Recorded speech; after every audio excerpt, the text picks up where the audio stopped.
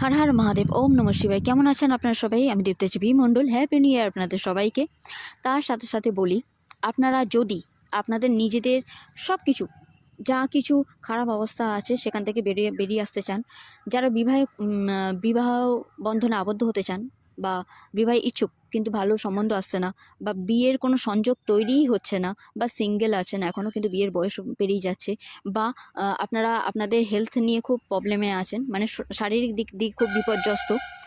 Sorry নয়েসের জন্য। মানে কিছু কোনোভাবে আপনারা কারোবারে মানে বিজনেসে বা ব্যবসায় লাভবান হতে পারছেন না, বা চাকরি চাইছেন, বা ইন্টারভিউ ভালো হচ্ছে, বা চাকরিটা আপনারা ক্র্যাক করতে পারছেন না, আপনাদের চাকরিই হচ্ছে না, বা এডুকেশনে আপনারা যেভাবে মার্কস পেতে চান সেভাবে হচ্ছে না।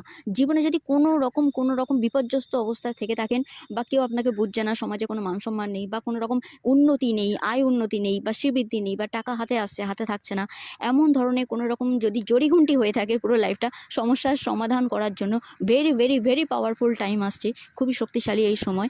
19শে জানুয়ারি থেকে 27শে জানুয়ারি পর্যন্ত গুপ্ত নবরাত্রিতে আপনারা আপনাদের গোপনীয়তা বজায় রেখে কাউকে এটা জানাবেন না।